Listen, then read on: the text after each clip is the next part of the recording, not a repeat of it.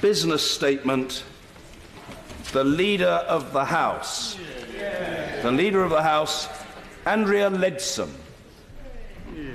Thank you, Mr. Speaker.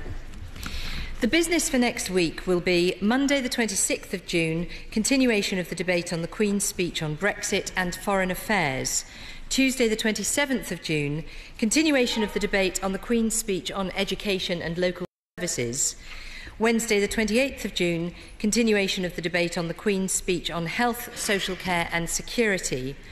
Thursday the 29th of June, conclusion of the debate on the Queen's speech on the economy and jobs. Friday the 30th of June, the House will not be sitting. The provisional business for the week commencing the 3rd of July will include on Monday the 3rd of July the second reading of the Air Travel Organisers Licensing Bill. Mr Deputy Speaker, colleagues will also wish to know that, subject to approval by the House today and the progress of business, the House will rise for the summer recess on Thursday the 20th of July and return on Tuesday the 5th of September. The House will then rise for the conference recess on Thursday the 14th of September and return on Monday the 9th of October. Thank you. Valerie Vaz. Thank you, Mr Deputy Speaker. And can I start by welcoming the Leader of the House to her post and for her first business statement. And can I also, Mr Deputy Speaker, pay tribute to the Honourable Member for Aylesbury. He was an excellent Leader of the House and will make a fine Lord Chancellor, protecting the independence of the judiciary as we uphold the rule of law. Mr Deputy Speaker, there are conventions, and one of the conventions is that when a statutory instrument has been prayed against, the government will provide time for a debate. And because the election was called, the debates on PIP regulations, tuition fee regulations, and I think the one on rape clause as well, were not debated, although scheduled for the 19th of April. So could the Leader of the House find time for debates on those regulations? Mr Deputy Speaker, this wonderful, resilient country of ours is grieving. From Manchester to London Bridge, Westminster to Finsbury Park, Kensington to Batley and Spen. The pain of loss never goes away, but it may lessen. But lives are changed forever, and we mourn the loss of the talent as we hear about these lives, the loss of talent for this country. Earlier today, the Prime Minister made a statement on Grenfell Tower. I'm not sure why it took a week for the Prime Minister to confirm that all the people who were affected could finally get a home that could be housed nearby, and that any payments made to them will not affect any other entitlement. But could I ask the Leader of the House to confirm, and perhaps you can do it in a letter to the library and place it in the library, that the number of firefighters, councillors for firefighters, I think has been reduced from 14 to 2 under the previous Mayor, now the Foreign Secretary. Mr Deputy Speaker, Kensington Council have the reserves, but not the staff to deal with the disaster. Other local authorities are helping, such as Ealing Council, who are running the Rest Centre in Westway. The Prime Minister yesterday said it was the fault of the state at local and national level. It is the elected members of the Council and the Government who are responsible and accountable. The state, through their public servants, have responded brilliantly. They are blameless. Earlier, there seemed to be some confusion in the statement about a review of building regulations. So could the Leader of the House make time for a statement before the inquiry, given that the review of building regulations, as recommended by the coroner in 2013, was announced by the former member for Croydon Central and the Prime Minister's Chief of Staff in October 2016? When asked when it will take place, we were told in due course. The government want to consult again on social care, but an independent commission, the Dilnot Commission, reported in 2011. Could the Leader of the House say whether the Dilnot report will be part of the consultation, or is it now abandoned, yet another report that is not actioned? Dilnot cost his proposals at £1.7 billion. Simple maths would tell us that the £3 billion top-down reorganisation could have saved the government money. Mr Deputy Speaker, it's unclear how Parliament will be kept informed during EU negotiations. Yes, we do want a running commentary, so could the Leader of the House ensure that a statement on a timetable for a debate, on a report back on where we are with the negotiations? It's particularly important, Mr Deputy Speaker, as the Chancellor appears to be providing a running commentary of his own, setting out his own different policy. Mr Deputy Speaker, the Queen's speech mentions a new industrial policy. Members for Aberavon, the new Labour member for Gower, Swansea East and Swansea West want a statement or a debate on the government's position on the Swansea Bay tidal lagoon. which was part of the old industrial policy. Without a decision from the government soon, the project may collapse, putting at risk 2,000 local jobs. Could the Leader of the House please say whether we can have that debate? Mr Deputy Speaker, I want to welcome new members and say goodbye to old members as well and thank them. Some members used to turn up regularly to business questions, and they're not here. But I do want to make a special mention to the Honourable Member for Kensington. The people put their trust in her, and she has repaid it, showing them what a great MP she is. And this time last year, we all came together to remember another brilliant colleague. We will have a permanent reminder in this chamber of her campaigning zeal, her energy and her love for humanity. Helen Joanne Ledbetter-Cox will be a permanent reminder to us that we will not be divided by hate as we work in this place for the common good and in the public interest for our United Kingdom. Yeah.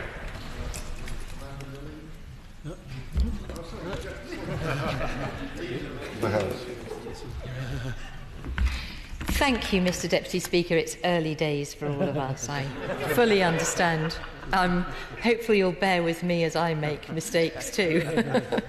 Can I first welcome the Honourable Lady? I've always admired her enormously, and it's a great pleasure to be working together, as I'm sure we will very well. And also to respond to her kind tribute to the Honourable Member, the Right Honourable Member for Aylesbury, who is a fantastic colleague, and I'm sure will be absolutely committed to his new role as Secretary of State for Justice. She's asked for time for a debate on carryover regulations from the last Parliament. I will absolutely take that away and look into it. I'm sure that that's in hand, but I will make sure that it is. She mentioned the appalling loss of life in recent weeks due to the deliberate and evil actions of terrible people who are just either misguided or evil, and she's exactly right to raise that. Everybody right across this House shares the horror at some of the actions that have been perpetrated against innocent citizens. As she also mentions the terrible fire at Grenfell Tower, and I certainly went and saw for myself what devastation it's caused, and our hearts go out to those poor people. And I hope that colleagues are reassured by what the Prime Minister had to say in her statement today, that we will leave no stone unturned in getting to the bottom of what's happened, and also in doing everything possible, including, of course, looking closely at building regulations to see if there's more that can be done to ensure this can never happen again. She's asked about resources in firefighters. I think we will, of course, be reviewing that situation. She will be aware that fortunately in recent years the number of fires and lives lost due to fires has reduced quite dramatically. This of course puts a very different complexion on it after the harrowing events at Grenfell Tower, which will require that we look again at that. But I absolutely assure her and all honourable members that this government will ensure that our emergency services have the resources that they need. She asks about the Dilnot Commission and the review of social care. She will be aware, as all honourable members are, that we do have an ageing population. There will be over 2 million over 75s within not many years, within the next decade, I believe. And that, of course, does require that we tackle this situation, and it does need us to look very holistically at how we can best manage the needs of an ageing population with the needs to pay for what is increasingly expensive. And then, of course, she also mentioned the Queen's speech, our new industrial policy. I hope she shares my excitement about some of the measures for making the UK leading in the world in electric vehicle technology. Some of our commercial spaceflight programmes will be very exciting, creating new high-technology jobs, well-paid jobs for the future. But I will absolutely take away her request specifically about where are we on the Swansea Bay tidal lagoon. And then finally, I would also like to say my own tribute to all those colleagues who are no longer in this House, who didn't win their seats this time. It's always a great sadness to say goodbye to so many good colleagues, but it's also wonderful to have the new blood coming into the House, and I'd like to welcome all new colleagues right across the House. Really looking forward to working with you, hearing your views, and please do come and talk to me anytime. My office is just down the corridor there. And then finally, as the Honourable Lady said, the memorial to our dear colleague Jo Cox will be unveiled tomorrow, and all colleagues who'd like to come along to that will be very welcome. And I thank her for her opening remarks. The unveiling is on Saturday, and as the Leader of the House said, the Speaker would be glad to receive any applications. After the shortest tenure as Leader of the House in parliamentary history, can I call Amanda Milling? Thank you, Mr Deputy Speaker. Can I ask my right honourable friend if we can have a debate in government time about the ways in which society lotteries can increase the amount of money being channelled to local charities? Well, I think it's an excellent idea. I mean, obviously, the work that all of the jackpot-oriented lotteries do in raising money for charities is absolutely valuable. It sounds to me like an excellent bid for an adjournment debate. Pete Wishart. Mr Deputy Speaker, can I thank the Leader of the House for announcing the business for next week and warmly welcome her to her new front bench role, and I very much look forward to working with her in the future. Being awarded the position of Leader of the House either suggests you're on the way up the greasy pole or on the way down, and I'm pretty certain the Right Honourable Lady is of the former category. And can I also thank her for announcing the recess dates? We, again, on these benches are profoundly disappointed that somehow we can't design a summer recess that accommodates school holidays from all parts of the United Kingdom, and I hope we can work together to resolve some of the difficulties around the conference recess. And by God, Mr Deputy Speaker, has she got a job on her hands? This is a government that arrogantly and unnecessarily called an early general election to secure an overwhelming majority, to find themselves humbled, diminished without any majority whatsoever. This is now a parliament of minorities. And does she agree that consensus is the key for getting business through this House, and it means working with the devolved assemblies and parliaments throughout the United Kingdom? And on that, in the confusion about the Great Repeal Bill, yesterday the Prime Minister did say that the Scottish Government could have a role when it comes to legislative consent motions when it comes to the Great Repeal Bills. Can she confirm that in fact the Scottish Parliament will have an LCM when it comes to these issues? And probably the biggest innovation of the last Parliament was English votes for English laws. Now it's quite clear looking around this chamber today that this no longer commands a majority within this House. And it's almost impossible to see how a minority government could get its business through, but dependent upon a party that's subject to the evil procedure. So when will the leader bring forward plans to get rid of this unnecessary and divisive measure from standing orders? Mr Speaker, Mr Deputy Speaker, I'm glad that you're back, and I know that you got a reasonably good majority. I got through with the skin of my teeth with 21. But what's appalling about my situation, Mr Speaker, is the Conservative candidate that I defeated is soon to find himself ennobled as an unelected Lord, drafted into government as a Scottish Government Minister, a total affront to democracy and an insult to my constituents who just so recently rejected him. Will the Leader of the House now pledge never to use the House of Lords as a receptacle for cronies, donors and failed leadership candidates? Well, likewise, I welcome the honourable gentleman to his place and congratulate him on hanging on to his seat.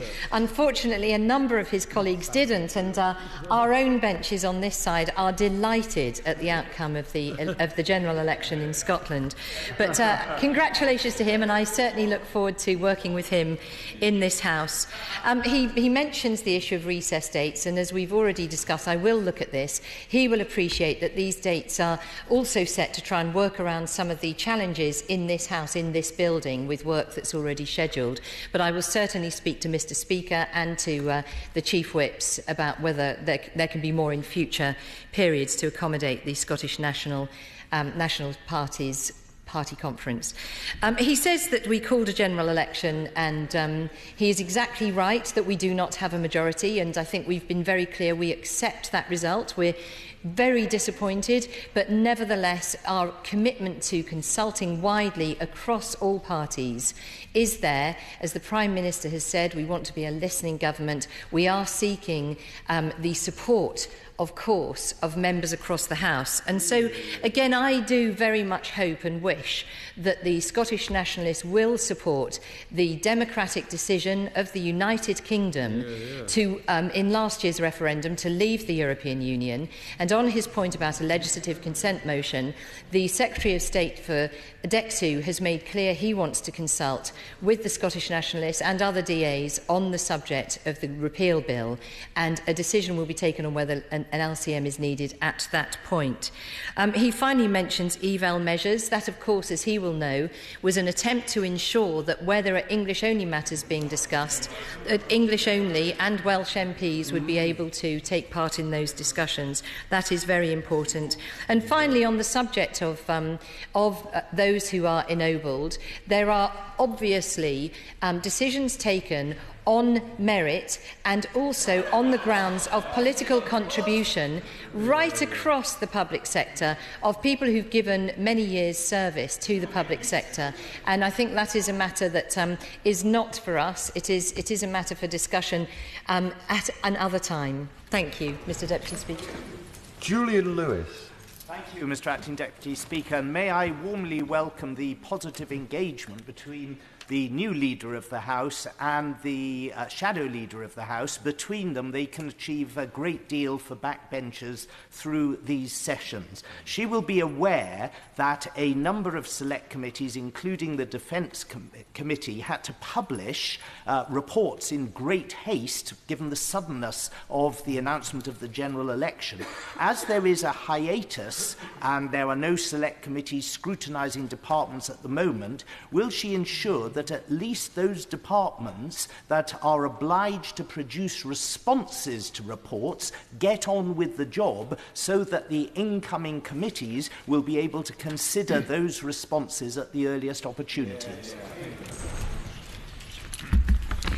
Well, my honourable friend is exactly right to raise this issue, and of course government departments will respond just as soon as they can. Mearns. Mr Deputy Speaker. The Leader of the House, I welcome her to her place. Can I ask if she has seen a letter that I sent to her predecessor as Chair of the Backbench Business Committee, and the committee has not yet been established in this Parliament, but asking that if there is any time for general debates before the Backbench Business Committee is established, that the Leader of the House would consider giving time to backbench business which was residual from the last Parliament, in other words, debates which had not yet been heard. On another matter, Mr Deputy Speaker, the standing orders of the House of Commons say that the Backbench Business Committee will be given 35 days of debating time, 27 days of which will be in the chamber of the House of Commons in a parliamentary session. But this is going to be a 2-year parliamentary session. Will the Leader of the House give us a guarantee that that will be prorated over the 2-year session rather than just, limited to that time within a 2-year session? Well, I'm grateful to the honourable gentleman for his questions, and certainly I will look at whether, if there is backbench time available, it can be prioritised to those outstanding subjects for debate. On his other point about extending the amount of time, as I understand it, Mr Deputy Speaker, it is set out in standing orders as to what the amount of time is, but we will certainly look at whether that can be extended. Thank you, sir. Will the Leader of the House meet with me and any other colleague who so wishes to discuss the erection of a permanent memorial to PC Keith Palmer, who fell defending us and our visitors prior to the general election, and perhaps take as its inspiration the memorial in St James's Square, which was erected to PC Yvonne Fletcher? Leader of the House. You remind us of the tragic murder of Keith Palmer, and he's also right to say that we need to consider how we can remember him and his own sacrifice, and I will certainly take that up with Mr Speaker. Steve McCabe. Mr Deputy Speaker, can we have a debate in government time on how to tackle the problem of persistent illegal traveller encampments on public parks and other community facilities? This involves a costly game of cat and mouse where these people are evicted but just move in a circle. It's expensive for cash-strapped councils and only a matter of time before it leads to a major incident unless the concerns and frustrations of law-abiding people are recognised. The honourable gentleman raises a very important issue that, for I know many colleagues across the House, comes up time and time again. Certainly I have had problems in my own constituency with this issue, and I know many local authorities would like to see different arrangements so that they can act much faster. It sounds to me like a very good debate for the Backbench Business Committee to try and make some progress on, but if the honourable gentleman wanted to write to me with some proposals, I'd be very pleased to receive them. Shailesh Vara. I start off by congratulating my right honourable friend on her appointment as Leader of the House, and I wish her well in all that she does. Mr Acting Deputy Speaker, this week there has been absolute misery for thousands of motorists in my constituency. This has arisen because of a decision by Highways England to close off a slip road leading onto at Junction 17, leading onto the A1M. That decision was taken by Highways England without any consultation of the local stakeholders, with inadequate notice to motorists, and with ill regard for a diverted route. Can we please have a statement from the Secretary of State for Transport in which he can urge Highways England to act in the best interest of the community rather than acting unilaterally? Well, my honourable friend raises an issue again that is pertinent to all of our constituencies, which is the actions on roads that are taken without due notice being given. And so I'd be very happy if you wanted to write to me on this to pass it on to the Secretary of State for Transport to take the appropriate action. Anna McMorrin. Thank you, Mr Deputy Speaker.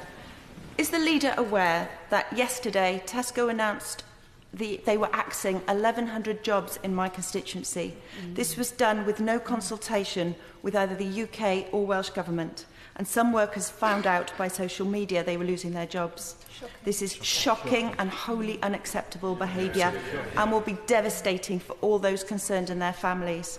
So would the Leader of the House provide an urgent debate or statement on the issue to hear what help the Government can provide, and at the very least, would the DWP be dispatching the full emergency task force to support my constituents at this difficult time? Yes. Well, may I first welcome the honourable lady to her place, and that is a very sad story. That is always terrible to hear of, particularly when there's a large loss of jobs, because of course it's incredibly unsettling for a whole community, and the fact that it's been done in such a way is completely unacceptable. Again, if the honourable lady would like to write to me, I can pass on her thoughts to the Bayes Secretary of State and seek a response from him. Order. We, as members will know, that we've got a very heavily subscribed debate to follow, and I would implore people to use a single point. And if you find yourself about to use the word "and," resist the temptation. So, Peter Bottomley. Can we ask for a debate in government time on housing, especially on leasehold and commonhold, with the Present Chief of Staff, Gavin Barwell, having been the Housing Minister who wanted to reform the Lease Advisory Service and who's paying attention to exploitation? It's time to do that with, I think, a debate on what government's going to do on travellers. They have needs, but they don't need and don't solve their needs by coming into urban areas and camping on public parks. Well, as luck would have it, Mr Deputy Speaker, the very next debate on the Queen's speech will be on the subject of housing, and so my right honourable friend might well want to take part in that debate later today. Meg Hillier. Mr Speaker, last year the Department of Health laid its accounts to this House on the 21st of July, which was the last day this House sat before the summer recess. As the newly appointed Leader of the House and the champion, therefore, of this place in Cabinet, will she ensure this doesn't happen again, not just for the Department of Health, but for all government departments, that we get these accounts laid so we can scrutinise them? Well, I absolutely appreciate what the honourable lady is saying. Obviously, as she will appreciate, departments do move heaven and earth to ensure that they get reports out on sitting days, and there is always that rush to try and get them out before the recesses begin. I do have, some sympathy for departments who are trying to meet those deadlines to not be delivering them in recesses, but I will certainly take away her point and ask colleagues to try and make sure that there is time for parliamentary scrutiny. Thank you, Mr Deputy Speaker. Last year, the Secretary of State for Transport commissioned Chris Gibb, a rail expert, to deliver a report on the appalling performance of Southern Rail. That report has been published today and it's excellent. It puts the primary cause of issue on the unions, but all parties have a role to play. On that basis, could I ask the Leader of the House of Commons if we can have government time to debate this report and the impact it has across not just my constituency, but the entirety of the rail network? Yes, the plight of railway travellers has been so bad in certain railway lines for some time now, and I think this report highlights that there is a great deal that needs to be done to put that right. And certainly I will very happily write to the Secretary of State for Transport to urge him to fully review that report and, if possible, to hold some time in parliamentary time for colleagues to debate it. Alan Brown. I have a constituent who was murdered in Ibiza. In the process, she lost her passport and her money. As you can imagine, that was really upsetting, but what she really wanted was emergency documentation so that she could fly home with her friends and back to her family. Unfortunately, the consulate there was shut for 3 days for the Whitsun holiday, a time when obviously demand would be higher. That, for me, is unacceptable for an emergency situation. The Leader of the House commit to a statement reviewing how such emergency situations are dealt with consulates abroad and look to put in place an improvement plan.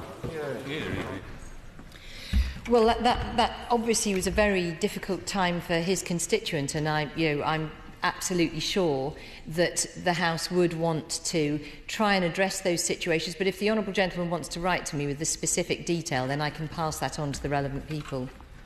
Siobhain McDonagh. Thank you, Mr Deputy Speaker. Given the Prime Minister's comments yesterday that every child deserves a place at a good school, could she find time for a debate on the plans of South West London and St George's Mental Health Trust and my local CCG to no longer diagnose children with autism, meaning that there will be no opportunity for a special educational needs statement and no opportunity, therefore, for an appropriate school place?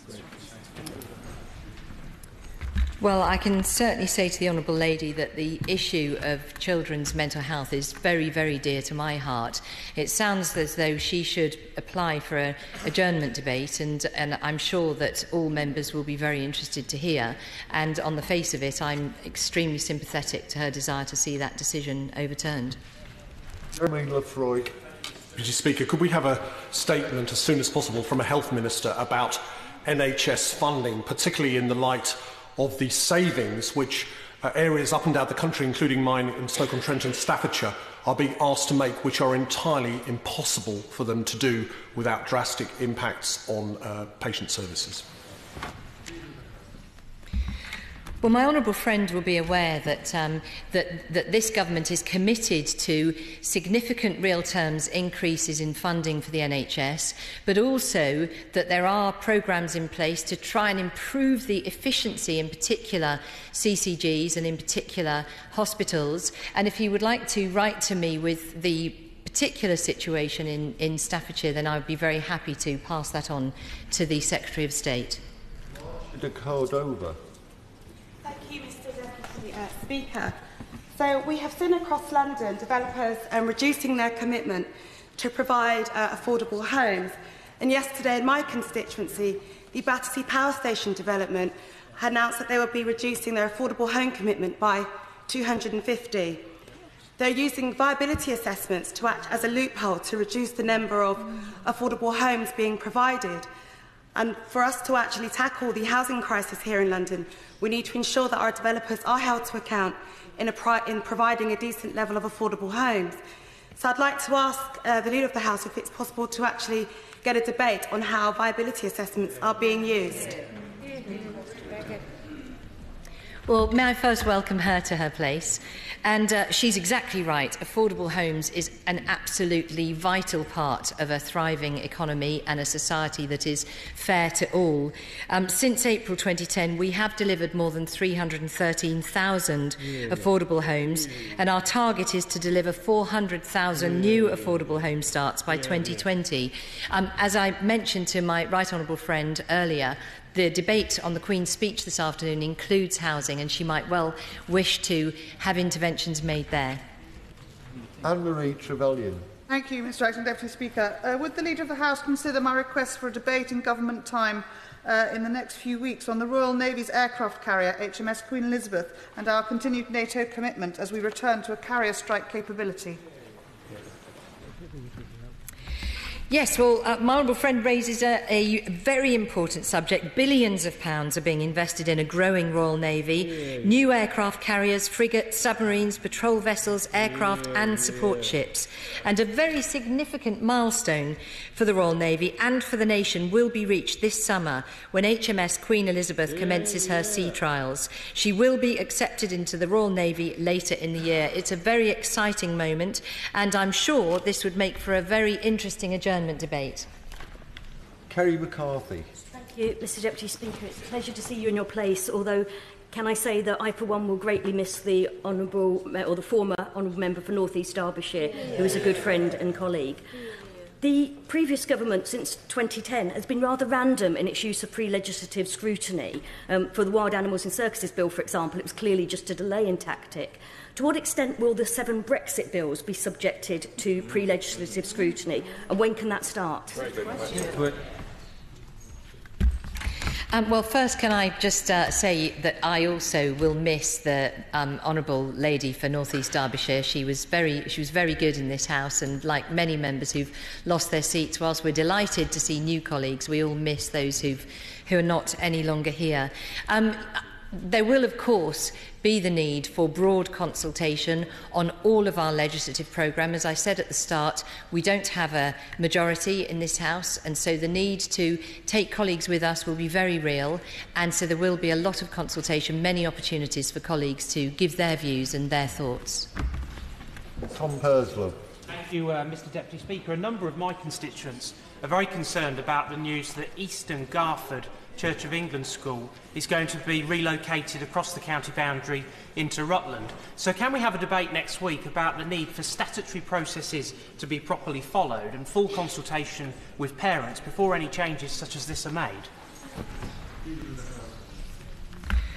Well, I'm very sympathetic to his concerns, and it again sounds to me as though it's a prime candidate for an adjournment debate, and if he would like to write to me, I'll be very happy to take this up on his behalf with the Secretary of State. Jim Shannon. I can first of all welcome the Leader of the House to her place and wish the Right Honourable Lady every success in the new position she has. The Honourable Lady will be aware of my interest in human rights and equality issues. Last week, Taimur Raza has been convicted of blasphemy on the 10th of June by the Pakistani Anti-Terrorism Court and has been handed the death penalty.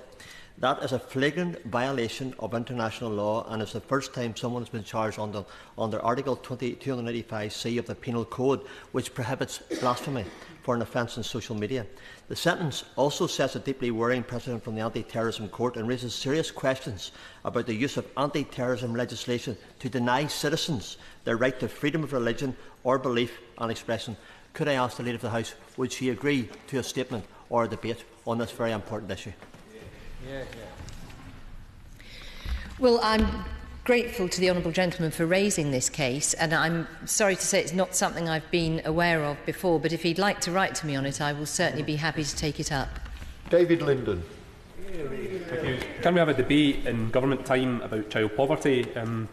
As a new member of this House, I was quite struck yesterday by the excessive pomp and ceremony for the Queen's speech.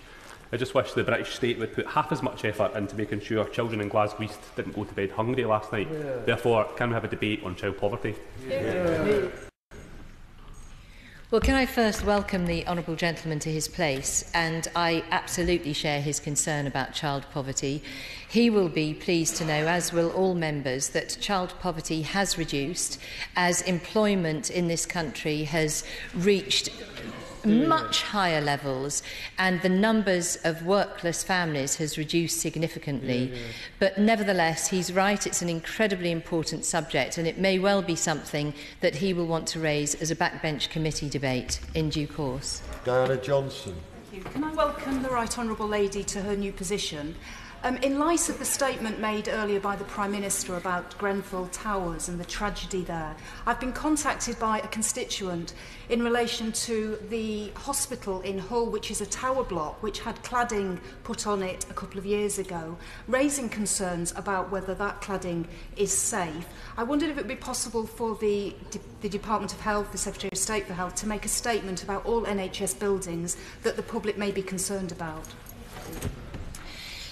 Well, the Honourable Lady will be aware that the Prime Minister said that any samples of cladding on high-rise buildings should be sent to the Department for Communities and Local Government, who are arranging for it to be tested as to its combustibility. I'm actually not sure whether that extended to other public buildings other than residential buildings, but I will get back to her on that point. Chris Stevens. Thank you, Mr Deputy Speaker. At least 4 political parties in this House of Minorities fought the election opposing HMRC office closures. Can the Leader of the House confirm that during Purdah, HMRC signed new contracts for new regional centres during the election period? And if so, can we have a statement in government time or a debate so that members of this House can discuss the provision of services dealing with tax avoidance and non-compliance of the national minimum wage? Well, I can say to the honourable gentleman that HMRC has done a superb job since 2010 in raising the amount of money that it is recovering from those who would seek to avoid paying their taxes, and we should absolutely pay tribute to them for the billions of pounds in extra revenue that have been collected legitimately for the Exchequer. Very important in dealing with our deficit that we do everything possible to reduce tax avoidance and evasion. As to his specific point about office closures, I'm afraid I'm not aware of that situation that he describes, but if he would like to write to me, I can take it up with the Treasury. Stephen Doughty. Thank you, Mr Deputy Speaker. Can I first second the request by my honourable friend for the member for Cardiff North? It's great to welcome to this House about the shameful decision of Tesco. It affects nearly 100 constituents of my own, and can I also pay tribute to USDOR, who are working to support those workers. But can I ask the Leader of the House for a debate in government time on historic injustices, and particularly I'm thinking of the historic injustice faced by those who were affected by the contaminated blood scandal, the nearly 4,500 women in my constituency affected by the state pension age changes, and the hundreds of people still suffering an injustice from Allied Steel and Wire pension scheme. These are historic injustices that need to be righted, and we should be debating them urgently in this House. Well, I thank the honourable gentleman for that's quite a wide range, and he's right. There are injustices that are seen from the past where this government, since 2010, has sought to deal with. For example, the contaminated blood, absolutely terrible situation. I had 2 constituents who suffered in that injustice, and great steps were taken by the coalition government to try and right that wrong. So I guess he's asking to reopen that and other what he describes as injustices. I think that would have to be subject to a backbench business debate when that committee is up and running, but I would certainly be very interested to hear it myself. Alison Thewliss. Very much, Mr Deputy Speaker. The High Court Judge, Mr Justice Collins, has ruled this morning that the Tory government's benefit cap is unlawful, discriminatory, and that real misery is being caused to no good purpose.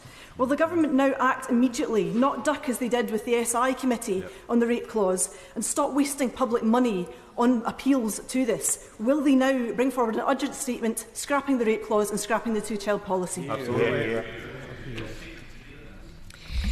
Well, the Honourable Lady raises an incredibly important point, and all I can say to her is that the government will be looking very carefully at the judgment and deciding on its position. Rachael Maskell. Thank you. Following 7 years of delay and 4 court cases leaving the government left wanting, the government publish the air quality plan, the draft, on the 5th of May after Parliament has risen, and then the consultation ended before Parliament met. The final air quality plan needs to be in place on the 31st of July. So can we have an urgent debate in government time on this urgent issue, which really does impact on my constituents who die prematurely because of poor air quality?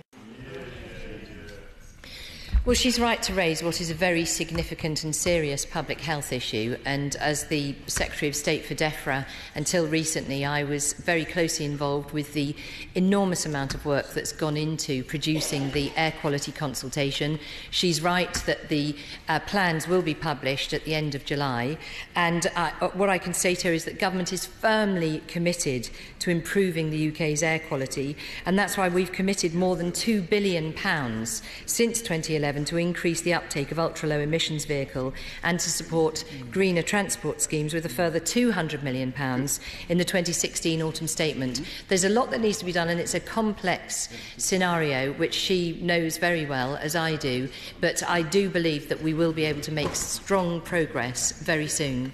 Martyn Day. Thank you, Mr Deputy Speaker.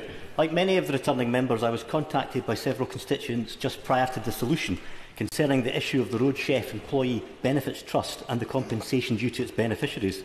Now that Parliament has resumed, can we have a statement or a debate in government time regarding the HMRC and tax liability situation, and also to look at future regulation of EBTs? I appreciate the honourable gentleman's concern on this point, and I suggest that it would be a very good candidate for an adjournment debate, at least in the first instance. Andy Slaughter. Thank you very much, Mr Deputy Speaker. On the matter of Talbot cladding, raised by my little friend for Kingston upon Hull North, it's not only the issue of flammability and type of cladding, it's how it's fitted, whether it's been compromised by later alterations, or whether it's compatible with the existing structures. The Prime Minister was clearly struggling with that issue, and who was going to enforce that and pay for it this morning. Could we have a full statement on specifically those issues of fire safety, because nothing is more important now than the safety of the hundreds of thousands of people living in tower blocks? Yes. Yes, I completely agree with the honourable gentleman that nothing could be more important than getting to the bottom of this. I think he will agree that the Prime Minister has made very clear that she is committed herself to absolutely getting to the bottom of all of these questions. I can't answer specifically the points he raises, but I can assure him that everything that is possibly able to be done to understand whether it was the problem with the cladding, whether it's the type of cladding, the way it's been fitted and so on, is being done. And the Prime Minister also confirmed that all similar types of high-rise building are also being inspected. So I hope he will appreciate that there's a lot of work going on, and we all have thoughts on what more needs to be inspected, but the Prime Minister is personally committed to ensuring that we do everything possible to get to the bottom of this. Point of order, Jonathan Ashworth. I'm grateful, Mr Howarth. You will have seen in your Guardian newspaper this morning, and indeed yesterday, leaked reports of a new capped expenditure process for the NHS, which reveals plans to cut services, close wards, ration treatments. So far, we have had no response from the Department of Health. Could you tell us whether the Secretary of State for Health has given you an indication that he plans to come to this House to update members and tell us whether and when he approved these plans, and why these plans have been drawn up in secret with no consultation with patients, staff and local people? Order. As far as I'm aware, no such request has been made. The honourable gentleman knows full well that that is not a point of order. However, he has used the opportunity to draw attention to the point he was seeking to make. So I think that is now the end of the matter. There can be no further point of order.